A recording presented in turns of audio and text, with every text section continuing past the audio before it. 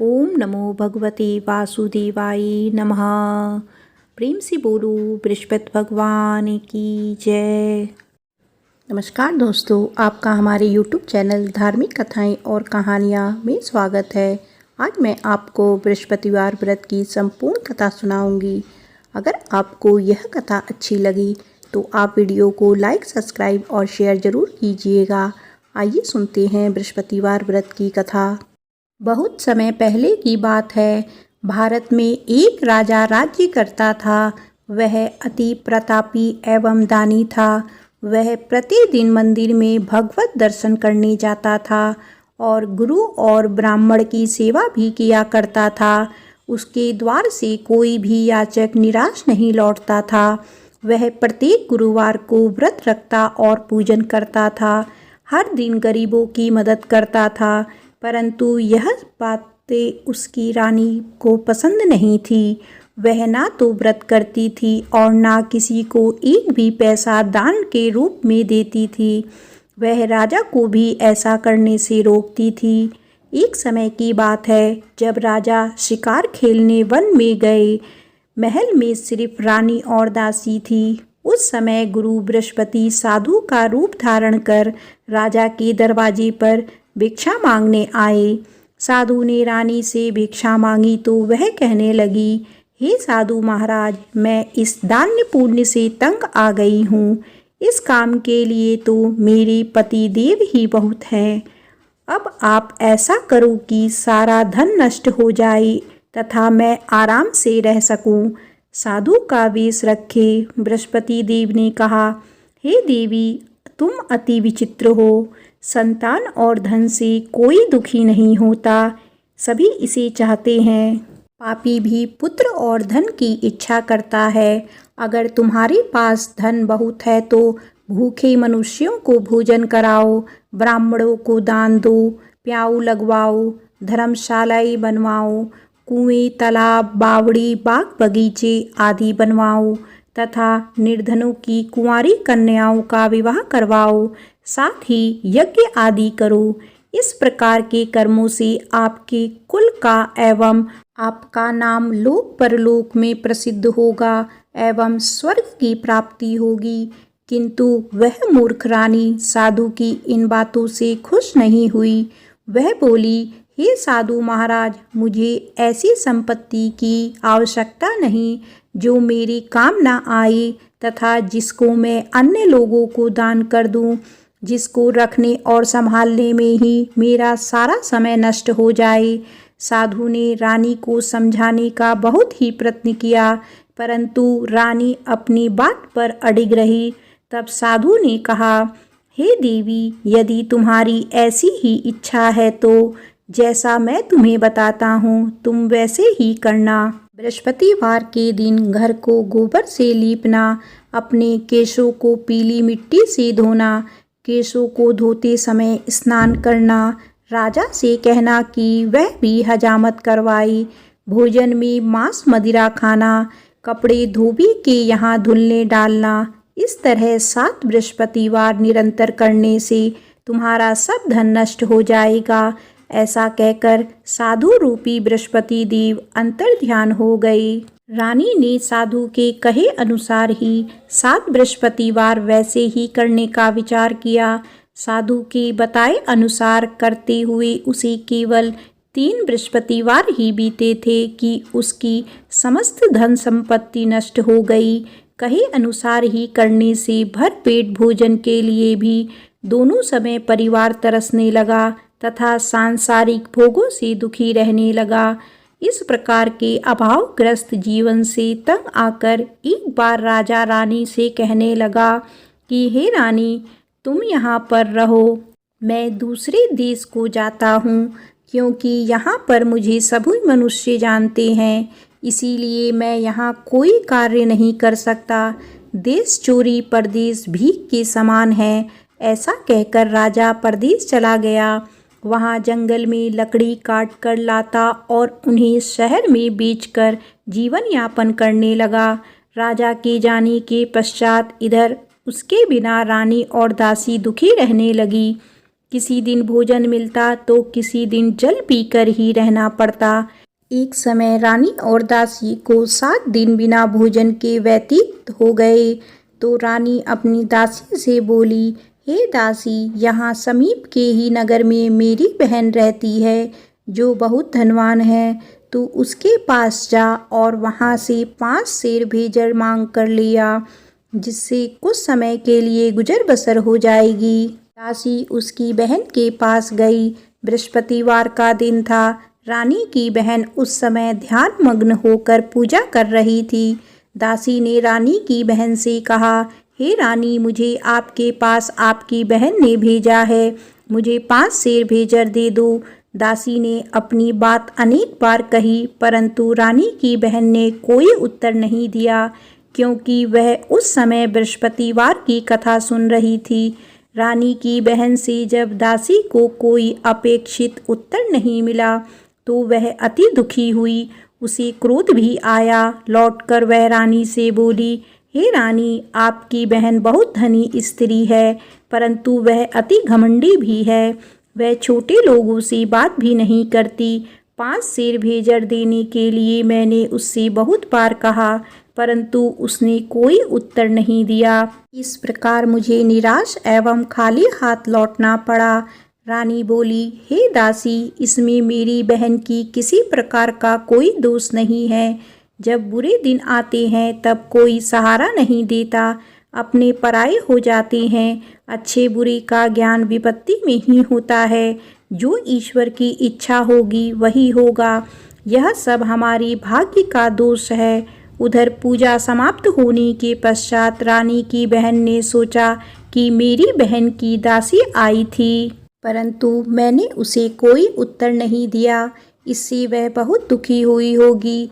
कथा सुनकर तथा विष्णु भगवान का प्रसाद ग्रहण कर वह अपनी बहन के घर आई तथा बोली, हे बहन, मैं बृहस्पतिवार का व्रत कर रही थी। तुम्हारी दासी आई, परंतु कथा समाप्त होने से पूर्व ना उठते हैं और ना ही बोलते हैं, इसीलिए मैं नहीं बोली। बताओ दासी, किस कार्य से मेरे पास गई थी? रानी बोली, बहन, हमारे घर अनाज नहीं था तथा राजा परदेश गए हुए हैं।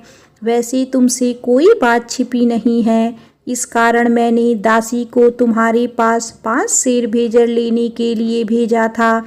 इस पर रानी की बहन बोली, हे बहन, बृहस्पति भगवान सबको मनवांछित फल देते हैं। देखो, शायद तुम्हारे घर में किसी कोने में अनाज रखा हो। यह सुनकर रानी की बहन की बातें से विस्मित होकर दासी घर के अंदर गई तो वहाँ उसे एक घड़ा भेजर का भरा मिला। उसे बड़ा ही आश्चर्य हुआ, क्योंकि उसके अनुसार घर का एक एक बर्तन अन्न से खाली था। उसने बाहर आकर रानी को सारा वृत्तांत सुनाया। दासी अपनी रानी से कहने लगी, हे रानी, देखो, वैसे भी हमको जब अन्न नहीं मिलता तो वह भी व्रत समान ही है। अगर इनसे व्रत की विधि तथा कथा पूछ ली जाए तो बृहस्पतिवार का व्रत हम भी किया करेंगे। और फिर दासी के कहने पर रानी ने अपनी बहन से बृहस्पतिवार व्रत पूजन विधि एवं नियमों के बारे में विस्तार से पूछा। उन्होंने बताया, जो बृहस्पतिवार के व्रत में चने की दाल और मुनक्का से विष्णु भगवान का केले की जड़ में पूजन कर दीपक जलाता है, पीला भोजन करता है, पीले वस्त्र धारण करता है तथा प्रेम पूर्वक बृहस्पति भगवान की कथा सुनता है। इस प्रकार करने से गुरु भगवान उस भक्त से प्रसन्न होते हैं, धन, अन्न, पुत्र देते हैं, मनवांछित मनोकामना पूर्ण करते हैं। व्रत एवं पूजन की विधि बताकर रानी की बहन अपने घर लौट गई।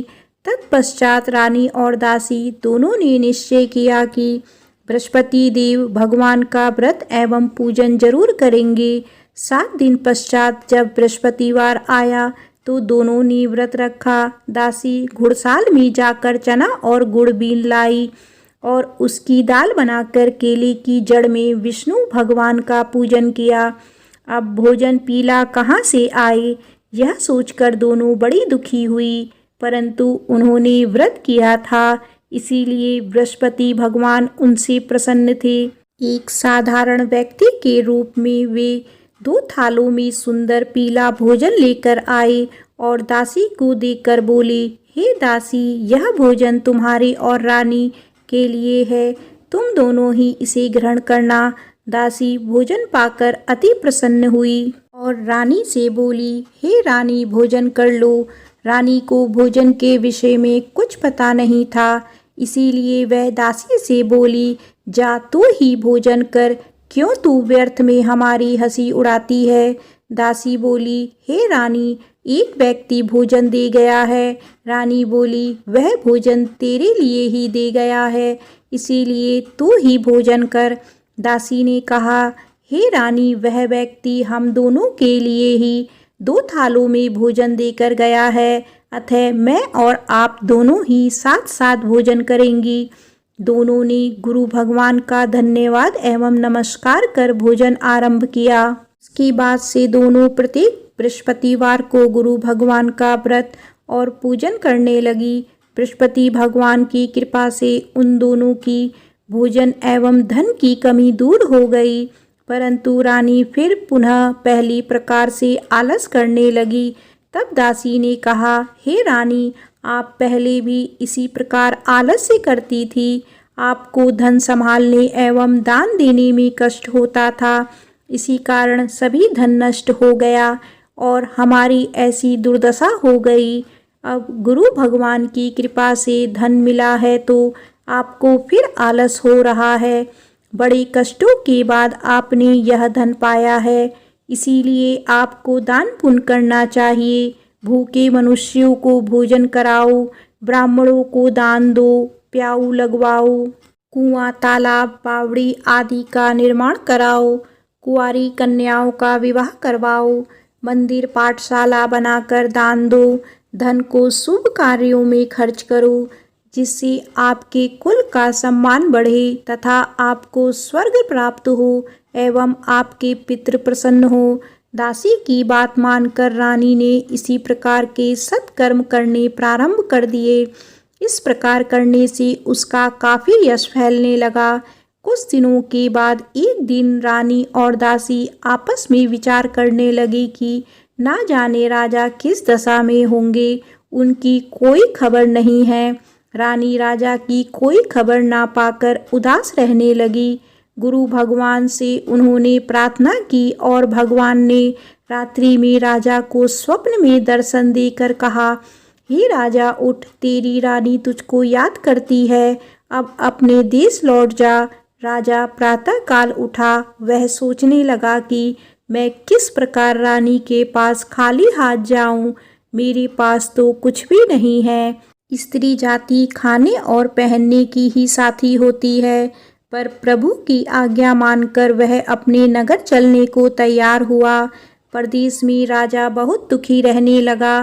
प्रतिदिन जंगल से लकड़ी बीन कर लाता और उसे शहर में बेचकर अपने दुखी जीवन को बड़ी कठिनाई से व्यतीत करता था। एक दिन राजा दुखी कर अपने पुराने दिन की याद करके रोने लगा। उस जंगल में बृहस्पति देव एक साधु का रूप धारण करके आए और राजा से बोले, हे लकड़हारे, तुम इस वियायान जंगल में किस चिंता में बैठे हो, मुझे बताओ। यह सुनकर राजा की आंखों में आंसू भर आए और वह साधु को प्रणाम करके बोला, हे प्रभु, आप सब कुछ जानने वाले हैं। इतना कहकर राजा ने साधु को अपनी समस्त व्यथा सुना दी। तब साधु रूपी गुरु भगवान राजा से बोले, हे राजन, तुम्हारी पत्नी ने बृहस्पतिवार के दिन बृहस्पति देव का अपमान किया था, जिसके कारण तुम्हारी यह दुर्दशा हुई। अब तुम किसी प्रकार की चिंता मत करो, भगवान तुम्हें पहले से अधिक धन प्रदान करेंगे। देखो, तुम्हारी पत्नी ने बृहस्पतिवार का व्रत आरंभ कर दिया है। अब तुम भी बृहस्पतिवार का व्रत करके चने की दाल व गुड़ जल को लोटे में डालकर केले का पूजन करो, फिर कथा कहो या सुनो। भगवान तुम्हारी सभी इच्छाएं की पूर्ति करेंगे। साधु के वचन सुनकर राजा बोला, हे प्रभु, मुझे लकड़ी बेचने के पश्चात इतना पैसा भी नहीं बचता कि भोजन करने के उपरांत कुछ भी बचा सकूं। मैंने रात्रि में अपनी रानी को व्याकुल एवं व्यथित देखा है। मेरे पास कोई साधन नहीं जिससे उसका समाचार भी जान सकूं। इसके अतिरिक्त मैं बृहस्पति देव की कथा भी नहीं जानता, जिसे कह या सुनकर मैं व्रत धारण कर भगवान बृहस्पति देव का पूजन कर सकूं। साधु ने कहा, हे राजा, तुम किसी बात की चिंता ना करो। बृहस्पतिवार के दिन तुम नित्य की भांति लकड़ियां लेकर शहर में जाओ। तुम्हें रोज से दुगना धन प्राप्त होगा, जिससे तुम भली भांति भोजन कर लोगे तथा गुड़ एवं चने का प्रसाद खरीदकर बृहस्पति देव की पूजा भी कर सकते हो। बृहस्पतिवार की कहानी इस प्रकार से है। प्राचीन समय में एक बहुत ही निर्धन ब्राह्मण था। उसके कोई संतान नहीं थी। ब्राह्मण नित्य पूजा पाठ करता। ब्राह्मण स्वभाव से दयालु तथा धार्मिक विचारों वाला व्यक्ति था, परंतु उसकी पत्नी बहुत मलिनता के साथ रहती थी। वह ना तो स्नान करती थी और ना किसी देवता की पूजा करती। सुबह उठते ही सर्वप्रथम भोजन करती, बाद में घर के अन्य कार्य करती। अपनी पत्नी की ऐसी आदत के कारण ब्राह्मण देवता बहुत दुखी थे। वह अपनी पत्नी को बहुत समझाते, किंतु उसका कोई परिणाम ना निकलता। भगवान की कृपा से ब्राह्मण की स्त्री के कन्या उत्पन्न हुई। वह कन्या ब्राह्मण के घर में बड़ी होने लगी।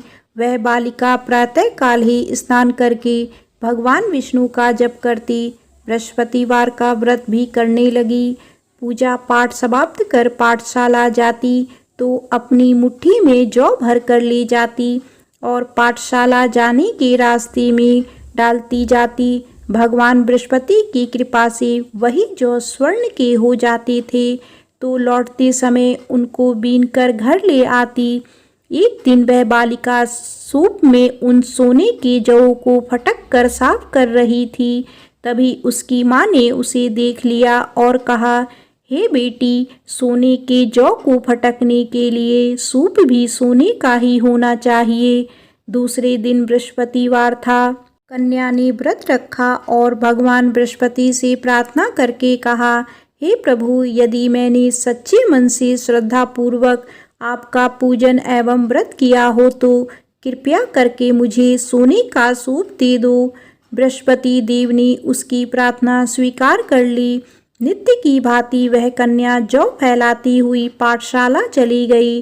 पाठशाला से लौटते कर जब वह जौ बीन रही थी तो बृहस्पति भगवान की कृपा से उसे सोने का सूप प्राप्त हुआ। उस सोने के सूप को वह घर ले आई और उसमें जौ साफ करने लगी, परंतु उसकी माँ का आचरण वैसा ही रहा। एक दिन वह कन्या सोने के सूप में जौ साफ कर रही थी। उसी समय अचानक उस नगर का राजकुमार वहां से होकर निकला। कन्या के रूप एवं कार्य को देखकर राजकुमार कन्या पर मोहित हो गया। राजमहल लौटकर राजकुमार अन्न तथा जल त्याग कर उदास होकर लेट गया। राजा को जब अपने पुत्र द्वारा अन्न जल त्यागने का समाचार प्राप्त हुआ तो अपने मंत्रियों के साथ वह राजकुमार के पास आए और बोले, हे बेटा, तुम्हें किस बात का दुख है? किसी ने तुम्हारा अपमान किया है अथवा कोई और कारण है तो मुझे बताओ, मैं वही करूँगा जिससे तुम प्रसन्न होगे। राजकुमार ने अपने पिता की बातें सुनी तो वह बोला, आपकी कृपा से मुझे किसी प्रकार का कष्ट नहीं है। किसी ने मेरा अपमान भी नहीं किया है, परंतु मैं उस कन्या के साथ विवाह करना चाहता हूँ जो सोने के सूप में सोने के जौ फटक रही थी। यह सुनकर राजा आश्चर्य में पड़ गया और बोला, हे राजकुमार, इस तरह की कन्या का पता तुम लगाकर मुझे बताओ, मैं तुम्हारा विवाह उसके साथ अवश्य ही करा दूंगा। राजकुमार ने प्रसन्न होकर राजा को उस ब्राह्मण कन्या के घर का पता बताया। राजा के आदेश पर मंत्री उस कन्या के घर गया और राजा को आदेश ब्राह्मण को कह सुनाया। ही दिन बाद ब्राह्मण की कन्या का विवाह राजकुमार के साथ हो गया। घर से कन्या के विदा होते ही उस ब्राह्मण के घर में पहले की तरह निर्धनता वापस आने लगी। अब भोजन के लिए अनाज भी बड़ी मुश्किल से मिलता था। एक दिन दुखी होकर ब्राह्मण देवता अपनी बेटी से मिलने गए। बेटी पिता की ऐसी अवस्था को देखकर अत्यंत दुखी हुई और उसने अपनी माँ का समाचार पूछा। ब्राह्मण ने पुत्री को सभी हाल कह सुनाया। पुत्री ने अपने पिता को बहुत सा धन देकर विदा कर दिया। इस प्रकार ब्राह्मण का कुछ समय सुखपूर्वक व्यतीत हुआ, लेकिन धन समाप्त होने के बाद स्थिति पूर्ववत हो गई। ब्राह्मण फिर अपनी पुत्री के यहाँ गया और उससे सभी हाल कह सुनाया। पुत्री बोली, हे पिताजी, आप अपने साथ माताजी को यहाँ लिया लाओ। मैं उन्हें वह विधि बता दूंगी जिससे दरिद्रता दूर हो जाएगी। ब्राह्मण देवता अपनी पत्नी को साथ लेकर अपनी पुत्री के पास राजमहल पहुँचे तो पुत्री अपनी माँ को समझाने लगी, हे माँ, तुम सुबह उठकर सर्वप्रथम स्नान आदि करके भगवान विष्णु का पूजन किया करो तो सब निर्धनता दूर हो जाएगी। तो उसकी माँ ने उसकी एक ना मानी। वह सुबह उठकर सर्वप्रथम अपनी पुत्री के घर में बचा जूठन खा लेती थी। एक दिन उसकी बेटी को अपनी माँ पर बहुत गुस्सा आया। उसने उस रात को कोठरी में खाने का सारा सामान निकालकर अपनी माँ को उसमें बंद कर दिया। प्रातः कोठरी से अपनी माँ को निकालकर तथा स्नान आदि कराकर पूजा पाठ करवाया तो उसकी माँ की बुद्धि ठीक हो गई।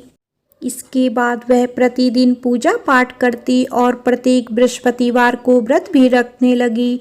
इस व्रत के प्रभाव से उसकी माँ भी अत्यंत धनवान तथा पुत्रीवती हो गई और बृहस्पति देवता की कृपा से वृद्धावस्था में मृत्यु को प्राप्त कर स्वर्ग को गई। वह ब्राह्मण भी सुखपूर्वक इस लोक का सुख भोग कर स्वर्ग को प्राप्त हुआ। इस प्रकार कहानी कहकर साधु देवता वहाँ से अंतर्ध्यान हो गए। धीरे धीरे 6 दिन का समय बीत गया तथा बृहस्पतिवार का दिन आ गया। लकड़हारा रूपी राजा जंगल से लकड़ी काटकर किसी शहर में बेचने गया। आज उसे और उस दिनों से अधिक धन मिला। राजा ने चना, गुड़ आदि लाकर भगवान विष्णु का पूजन किया तथा बृहस्पतिवार का व्रत किया। उस दिन से उसके सभी कष्ट दूर हो गए, परंतु अगले बृहस्पतिवार को वह व्रत करना भूल गया। इसी कारण बृहस्पति भगवान उससे रुष्ट हो गए। उस दिन उस नगर के राजा ने विशाल यज्ञ का आयोजन किया तथा अपने समस्त राज्य में घोषणा करवा दी कि कोई भी मनुष्य अपने घर में भोजन ना बनाए और आग भी ना जलाए। सब लोग मेरे यहाँ भोजन करने आए। इस आज्ञा को जो नहीं मानेगा उसको सूली पर लटका दिया जाएगा। राजा की आज्ञानुसार राज्य के सभी निवासी राजा के भोज में सम्मिलित होने गए, परंतु लकड़हारा कुछ विलंब से पहुंचा। इसीलिए राजा उसको भोजन कराने अपने साथ महल में ले गए। जब राजा लकड़हारे को भोजन करा रहे थे तो रानी की दृष्टि उस खूंटी पर पड़ी जिस पर उसका नौलखा हार लटका हुआ था। उसे खूंटी पर हार लटका दिखाई नहीं दिया। रानी को निश्चय हो गया कि मेरा हार इस लकड़हारे ने चुरा लिया है। उसी समय रानी की जिद पर राजा ने सैनिक बुलवाकर लकड़हारे को जेल में डलवा दिया। जेल खाने में बंद वह लकड़हारा बहुत दुखी होकर विचार करने लगा कि ना जाने कौन सी पूर्व जन्म के कुकर्म से मुझे यह दुख प्राप्त हुआ है। जेल में बंद लकड़हारा भगवान बृहस्पति को याद करने लगा। तत्काल बृहस्पति देव साधु के रूप में प्रकट हो गए और उसकी दशा देखकर कहने लगे, अरे मूर्ख, तूने बृहस्पतिवार को बृहस्पति देव की कथा एवं व्रत करना भूल गया। इसी कारण तुझे यह दुख प्राप्त हुआ है। अब किसी प्रकार की चिंता मत कर। बृहस्पतिवार के दिन जेल खाने के दरवाजे पर तुझे 50 पैसे पड़े मिलेंगे। तुम उन पैसों से प्रसाद मंगाना, भगवान बृहस्पति का पूजन एवं कथा कहना, कथा का प्रसाद स्वयं भी ग्रहण करना तथा दूसरों को भी कराना। इस प्रकार करने से तुम्हारे सभी कष्ट दूर हो जाएंगे। अगले बृहस्पतिवार राजा को जेल के दरवाजे पर पैसे मिले। राजा ने पूजा का सामान मंगवाकर कथा कही और प्रसाद बांटा। उसी रात बृहस्पति देव ने उस नगर के राजा को सपने में दर्शन देकर कहा, हे राजा, तूने जिस आदमी को जेल खाने में बंद कर रखा है वह निर्दोष है, वह राजा है, उसे छोड़ दो। रानी का 9 लखा हार उसी खूंटी पर लटका हुआ है। अगर तू ऐसा नहीं करेगा तो मैं तेरी राज्य को नष्ट कर दूंगा। राजा सुबह उठा और खूंटी पर हार लटका देखकर लकड़हारे को बुलाकर उससे क्षमा याचना की तथा राजा के योग्य सुंदर वस्त्र आभूषण भेंट करके उसे विदा किया। बृहस्पति देव की आज्ञानुसार राजा अपने नगर को चल दिया। जब वह नगर के निकट पहुंचा तो उसे बहुत आश्चर्य हुआ। वहां पहले से अधिक तालाब, बाग और कुएं तथा बहुत सी धर्मशालाएं, मंदिर आदि बने हुए थे। राजा ने जब नगरवासियों से पूछा कि यह बाग, तालाब, धर्मशालाएं एवं कुएं किसके द्वारा बनाए गए हैं, तब नगर के सब लोग कहने लगे कि यह सब रानी और दासी द्वारा बनाए गए हैं। राजा को बहुत आश्चर्य हुआ और क्रोध भी आया। जब रानी ने यह खबर सुनी कि राजा आ रहे हैं तो उसने दासी से कहा, हे दासी, देख, राजा हमें अति दीन अवस्था में छोड़ गए थे।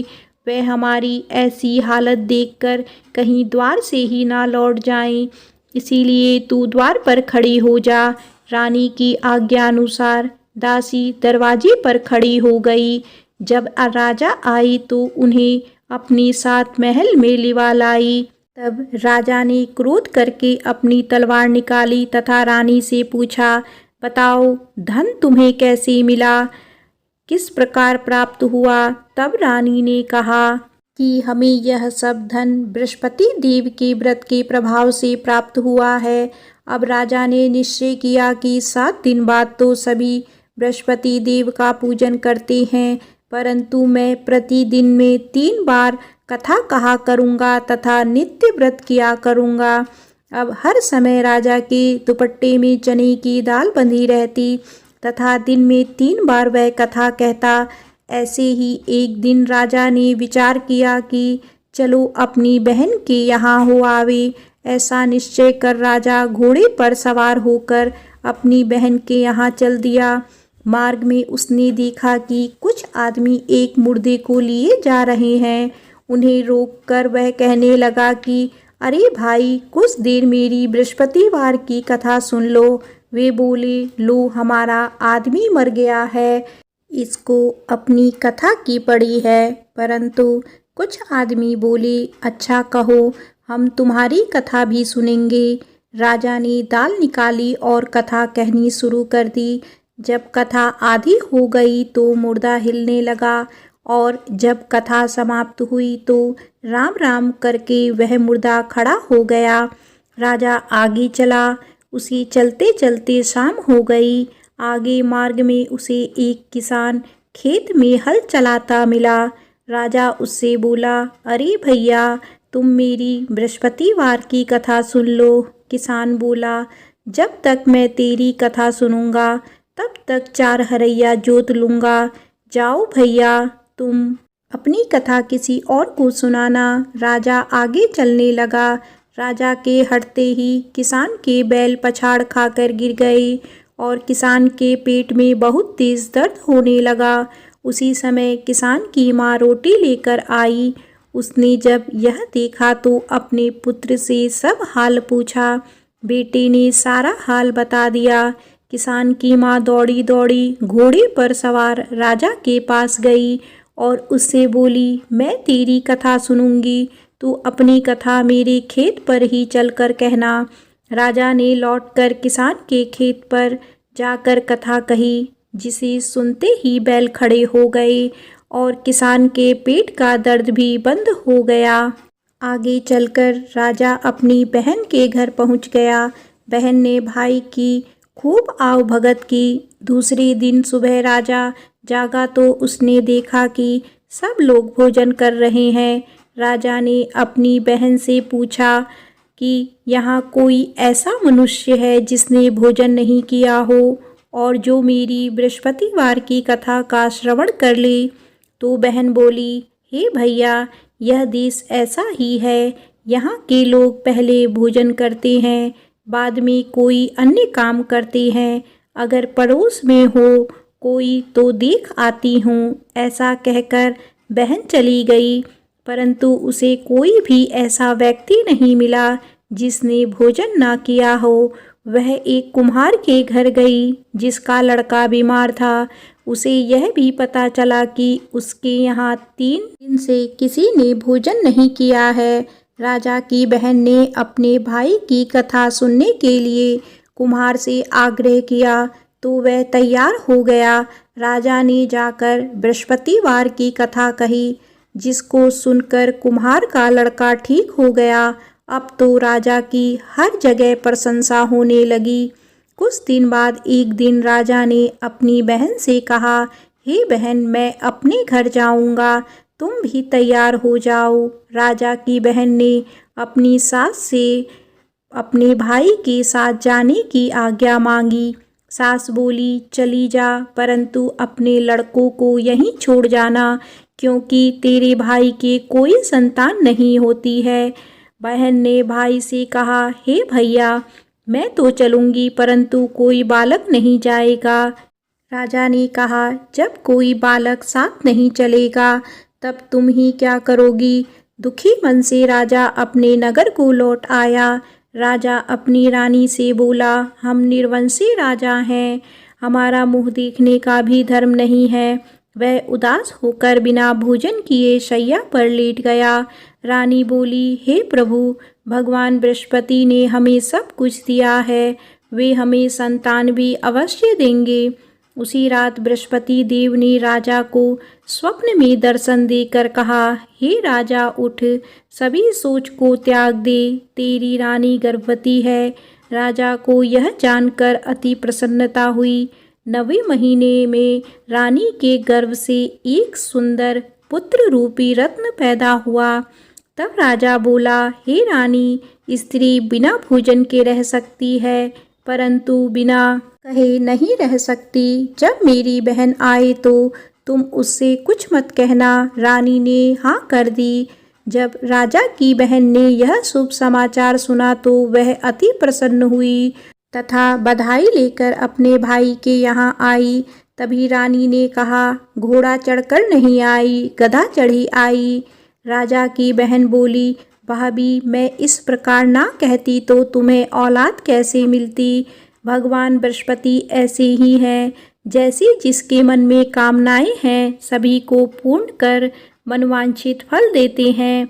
जो श्रद्धा पूर्वक बृहस्पतिवार का व्रत करता है एवं कथा पढ़ता है अथवा सुनता है और दूसरों को सुनाता है, बृहस्पति देव उसकी सभी मनोकामनाएं पूर्ण करते हैं। बृहस्पति देव उनकी सदैव रक्षा करते हैं। जो श्रद्धा एवं संपूर्ण आदर भाव से बृहस्पति देव का पूजन एवं सच्चे दिल से व्रत करते हैं, उनकी सभी मनोकामनाएं पूर्ण होती हैं। सच्चे मन एवं हृदय से रानी और राजा ने बृहस्पति देव की कथा का गुणगान किया। उनकी सभी इच्छाएं बृहस्पति देव ने पूरी की। इसीलिए सबको कथा कहने अथवा सुनने के बाद बृहस्पति भगवान का प्रसाद ग्रहण करना चाहिए तथा सच्चे मन एवं भावना से भगवान बृहस्पति का ध्यान करते हुए सदा उनकी जय जयकार करनी चाहिए। बोलिए बृहस्पति भगवान की जय।